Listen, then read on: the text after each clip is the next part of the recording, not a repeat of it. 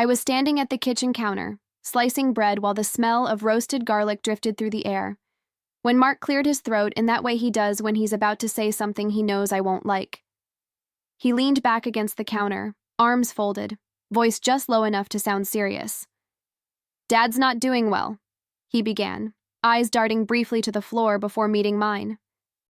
He went on to explain that his father was weak, tired, and needed constant care, which meant he'd be spending a few nights over there. At first, my instinct was to offer help. I mean, that's what you do when family is in trouble. You show up. But before I could even finish the sentence, he waved it off, quick and almost rehearsed. "It's better if it's just me. He doesn't want people to see him like this."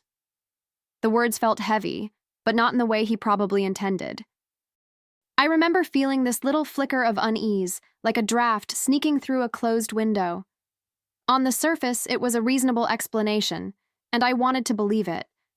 Mark's father had always been proud, maybe even a little stubborn, so the idea that he wouldn't want visitors wasn't completely out of character.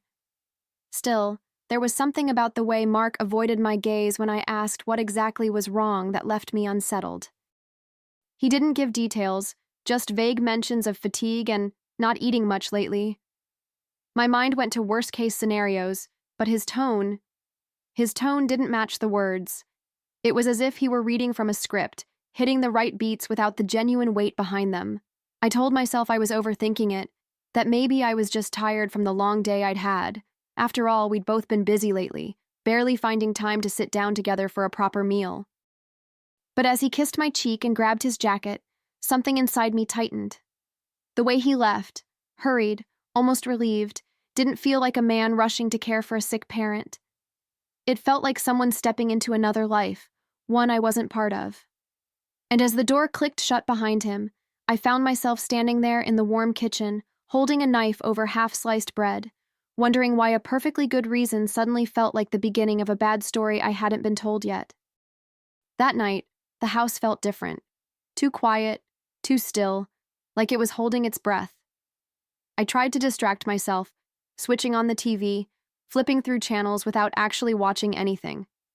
But my mind kept circling back to the image of Mark walking out the door. I pictured him at his father's house, maybe making tea or sitting by the bedside. I wanted to believe that's what he was doing.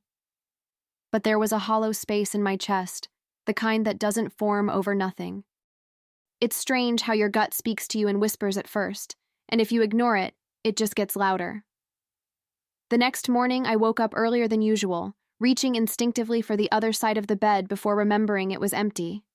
His pillow was cold, untouched. I made coffee, poured it into my favorite mug, and sat at the kitchen table, staring at my phone. I thought about calling his father to check in, but I stopped myself. It would look like I didn't trust Mark, and I didn't want to start a fight over suspicion that could just be in my head. Still, the idea of his dad lying in bed, too weak to even see visitors, didn't sit right with me. His father was a strong man, one of those people you couldn't imagine being frail. By the third evening, the unease had started to feel like a permanent shadow following me around the house. I busied myself with laundry, reorganizing the pantry, anything to fill the empty hours, but every time I walked past the front door, I felt the urge to open it and just go. Drive to his father's house, see for myself. I pictured showing up unannounced, carrying soup or fresh bread, and the look on Mark's face when he opened the door. Part of me hoped I'd find exactly what he said, a tired old man who just needed care. But deep down, another part of me feared I'd find something that would change everything. On the fourth day, Mark called just after dinner, his voice light, almost cheerful. "Dad's doing a bit better today," he said, like it was a casual update. I asked what better meant, and he gave me one of those vague answers, something about eating more soup and getting a little fresh air. I pressed for details, but he redirected the conversation, asking about my day instead. It was subtle, but I could feel him steering us away from the subject, like a driver taking an unexpected turn to avoid traffic. And just like that, I realized I was being managed, not confided in. I found myself staring at the kitchen window after the call, watching the reflection of my own face against the dark glass. I didn't look suspicious or angry. I looked tired. Not physically, but emotionally, like someone who'd been walking with a pebble in her shoe for miles, pretending it wasn't there. I replayed our conversation in my head, searching for cracks, for anything that might explain why I couldn't shake this feeling. The truth is, trust doesn't break all at once. It frays slowly, one unanswered question at a time, and I could feel mine wearing thin. That night, I lay in bed, phone in hand, staring at the contact list. My thumb hovered over his father's number more than once. I told myself I wouldn't call. I'd wait. I'd be patient. But patience felt a lot like standing still while something you couldn't see moved closer. And as I listened to the hum of the refrigerator in the dark, I realized that if I didn't find a way to quiet my doubts soon, they'd start to grow roots. Little did I know, the truth was already on its way to finding me. It just wasn't going to come from Mark. A few days later, my phone buzzed while I was folding laundry. It was Claire, Mark's sister. She's one of those people who can talk about anything, recipes, work gossip, the weather, and somehow make it entertaining. We hadn't spoken in a while, so I put the laundry basket down and settled into the couch. After a few minutes of catching up, I brought up what I thought was a thoughtful gesture. "I'm really sorry to hear about your dad. Mark's been over there a lot, so I figured it must be serious." There was a pause, just long enough for me to notice, and then Claire let out this little laugh, short, light, but edged with confusion. "Illness?" she repeated, like I'd just told her a joke she didn't quite get. "He's fine. He and Mom just got back from a wine tasting weekend in Napa."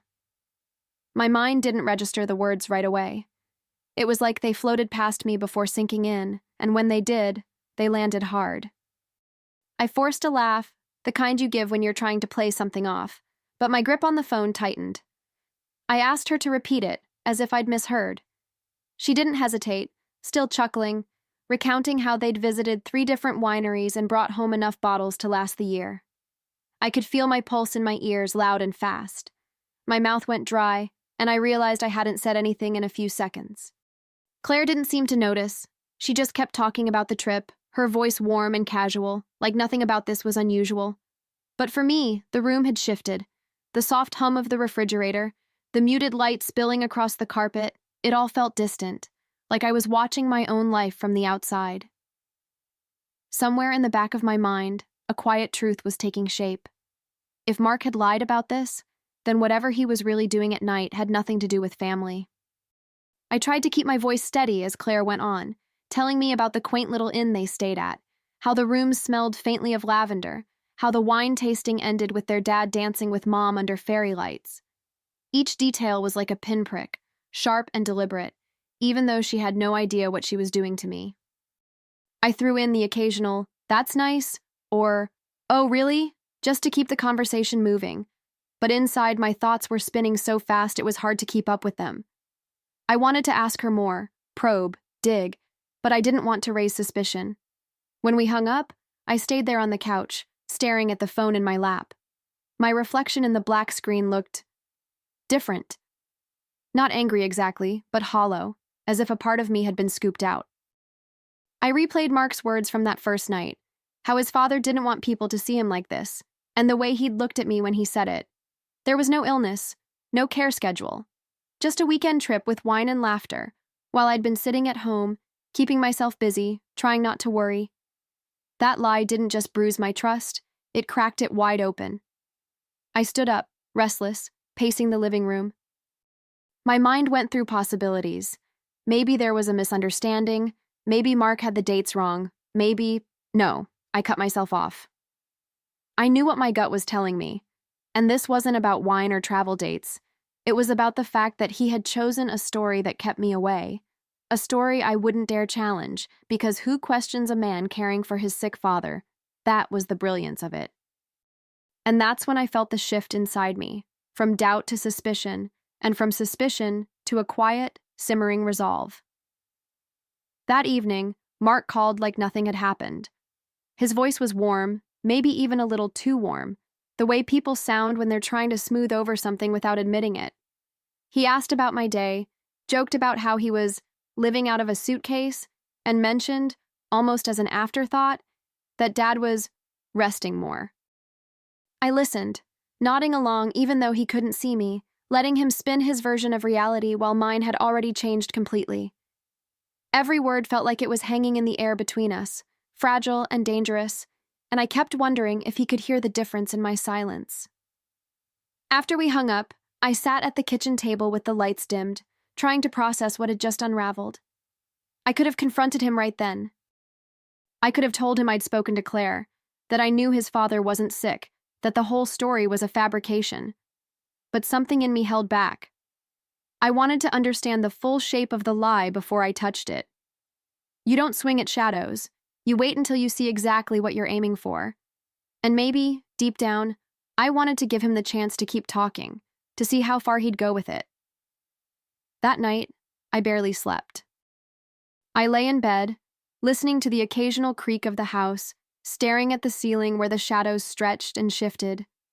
My mind replayed every little detail from the past week, the way he'd rushed out that first night, the vague updates, the sudden change of subject whenever I asked questions. The truth was now in plain sight, but the rest of the picture was still hidden. And if I was going to find it, I'd have to start looking in places I'd never dared before.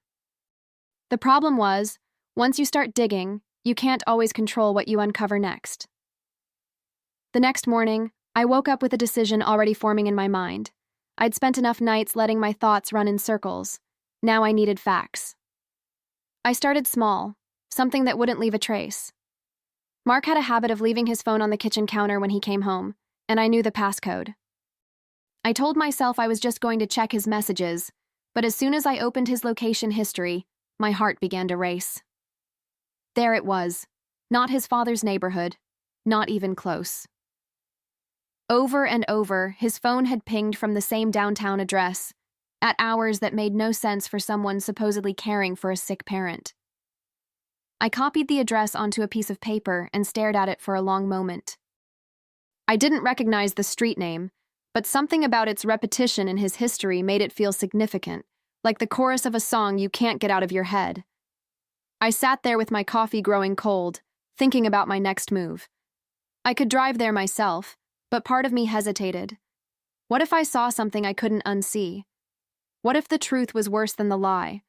Those questions didn't stop me from opening my laptop and typing the address into a map. It was an apartment building, modern, sleek, with floor-to-ceiling windows. Not exactly the kind of place you visit for a quick errand. The more I looked at it, the more it gnawed at me. This wasn't random. This was deliberate. I decided to call in help. Not a friend, not family, but someone who could move quietly and get answers. I found a private investigator online, a woman named Carla who specialized in domestic cases. Her voice on the phone was calm, matter of fact, like she'd heard my story 100 times before. "I'll get back to you in a few days," she promised, and somehow that small assurance made it easier to breathe.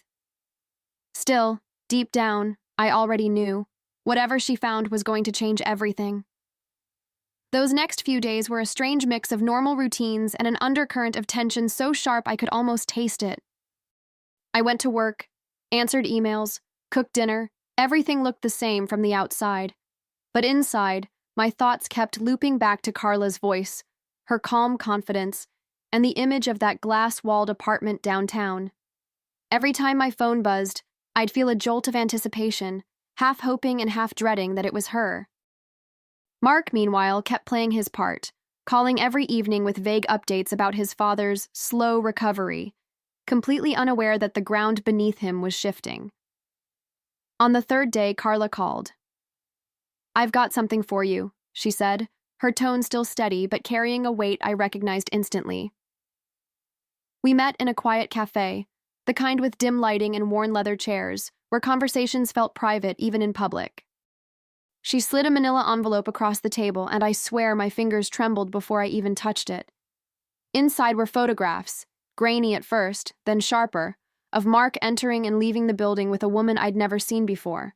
In some shots, they were close, laughing. In others, she had her hand on his arm like it belonged there. It's strange how proof doesn't always hit you like a thunderclap. For me, it was more like a slow, cold seep through my veins.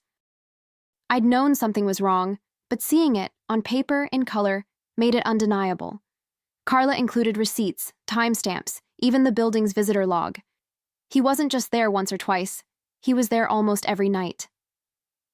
I thanked her, my voice quiet but certain, and walked out of that cafe with the envelope tucked under my arm, feeling like I was carrying the sharp edge of a truth I could finally use. That night, I spread everything out on the dining table, the photos, the receipts, the logs, lining them up like pieces of a puzzle I'd been building in the dark.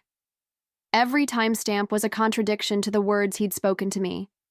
Every photograph was a splinter in the carefully crafted story he'd fed me. I studied the woman in the pictures, trying to read something from her posture, her smile. She was younger than me, maybe by 10 years, dressed in that effortless way that looks casual, but takes effort. I wondered if she knew about me, or if Mark had tucked me away in his life like some inconvenient secret. As I stared at the evidence, my anger started to change shape. It wasn't the raw, explosive kind that burns fast. It was quieter, more focused, like a slow-building fire that doesn't die out. I realized I didn't want to confront him alone. This lie had been built on the backs of his own family, using his father's name as a shield. And that meant they deserved to see the truth too. Not in whispers, not in private, but right in front of him. If he'd dragged them into the lie, I was going to drag them into the truth. I picked up my phone and started making calls. One by one, I told his family what I'd found, each conversation a mix of shock, disbelief, and growing anger, not at me, but at him. I invited them to come over in a few days. At a time I knew Mark would be walking through the door expecting everything to be just as he left it. They all agreed. By the time I hung up the last call, the plan was set. I looked down at the photos on the table and slid them back into the folder. Soon, he wouldn't be able to run from this, and I wouldn't have to say a word alone. The day of the confrontation, I woke up before the sun, my heart already pounding like I'd had 3 cups of coffee. The living room looked different that morning, not in the way it was decorated, but in the way it felt, like the air was charged with something waiting to happen. I set out extra chairs, brewed a fresh pot of coffee, and arranged the folder of evidence neatly on the coffee table. By the time his family started arriving, I could feel the weight of what was about to happen settle deep in my bones. His parents came first, their faces tight with quiet fury. Claire followed, jaw set, eyes sharp. They didn't need to say much. We all understood why we were here. We sat together in a silence that wasn't awkward. It was united. Every now and then, Claire would glance toward the door, as if willing him to walk in just so we could get it over with. His father kept his arms crossed, leaning forward like a man who'd already decided what he was going to say.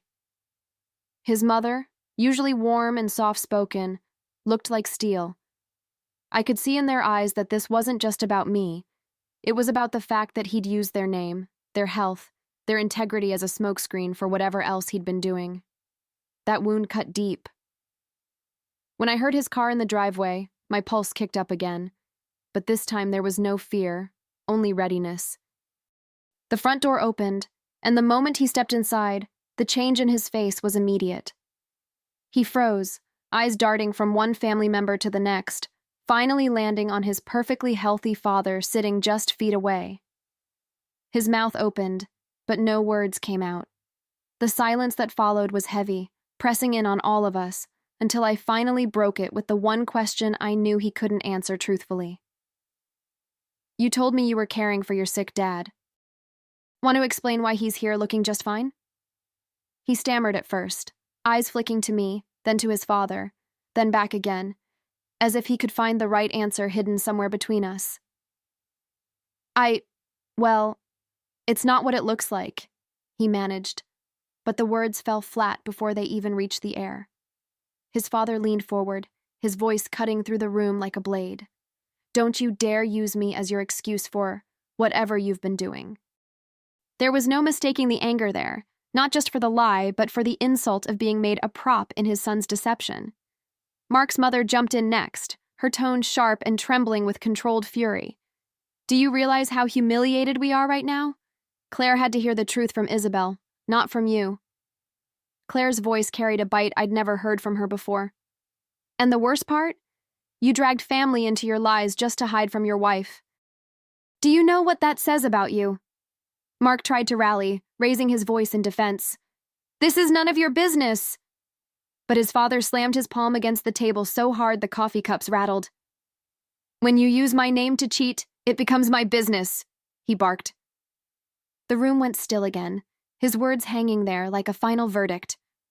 Mark's eyes darted to me, pleading silently for backup he was never going to get. I didn't raise my voice. I didn't need to. I simply reached for the folder on the table and slid it toward him. "Since you lied to me and to them, let's all see the truth together."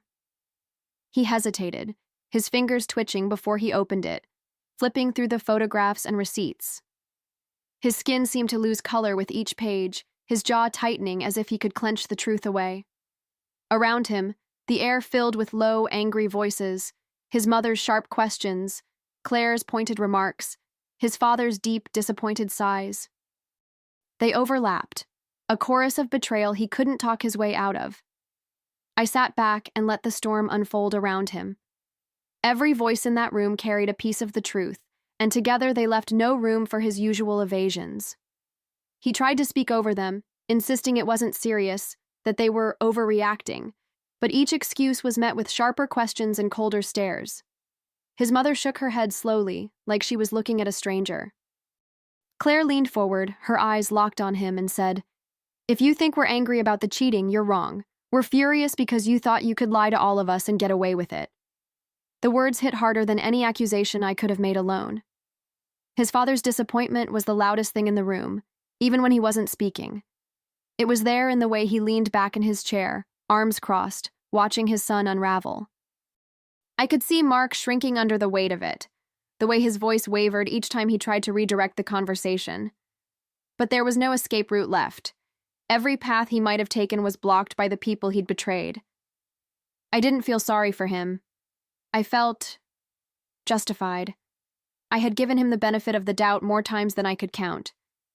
Today I'd given him the stage, and he'd hung himself with his own words. When the shouting finally slowed, I leaned forward, my voice steady. "You didn't just lie to me, Mark. You used your family as cover for your lies. And that's something I can't forgive." The room went quiet, not because anyone disagreed, but because it was the truth, plain and undeniable. He looked at me then, really looked, as if seeing for the first time that there was no coming back from this. And in that silence, I knew the confrontation was over, but the real ending was still ahead, waiting for us in the days to come. The next morning, the house felt unnaturally still, like even the walls were holding their breath. I'd barely slept, but it wasn't from anxiety, it was from clarity. I knew exactly what I was going to do. The folder of evidence sat on the kitchen counter, closed but still radiating the weight of everything inside it. Mark hadn't come home after the confrontation. He'd sent one short text. "I'll be back to get my things." No apology, no explanation, just that. I picked up my coffee, took a slow sip, and opened my laptop. Filing for divorce didn't take long. 15 minutes, a few forms, and it was done. Just like that, the life we'd built on trust was legally over. His family called throughout the morning, each conversation carrying the same message. They were with me, not him. His father's voice was gruff but warm when he said, "You didn't deserve this, Isabel." Claire offered to come over, to keep me company, but I told her I was fine. And I was. More fine than I'd expected to be. The truth had stripped away whatever hope I might have clung to, leaving only the clean, sharp edges of reality. It wasn't pretty, but it was honest. And I could live with that. By midday, I started gathering the few things of his still scattered around the house. Shirts in the closet, a pair of shoes by the back door, his shaving kit in the bathroom. Each item felt less like a memory and more like evidence of a life I no longer wanted any part of. I set them in a neat stack by the front door, a silent message that this was no longer his space. Outside, the sky was a pale blue, the kind that comes after a storm, and for the first time in weeks, I felt like I could breathe without that tight knot in my chest.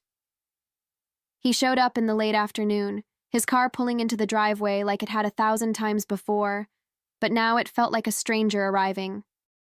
I watched from the living room window as he got out, moving slower than usual, his shoulders slumped, eyes fixed on the ground.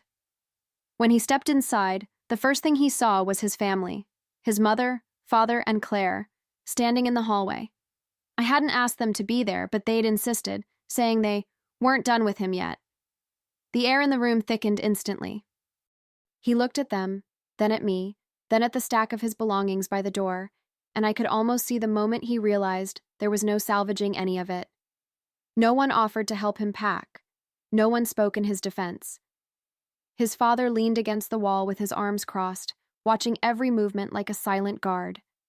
His mother stayed near the kitchen, her face unreadable, while Claire sat on the couch, legs crossed, eyes locked on him like she was memorizing the scene.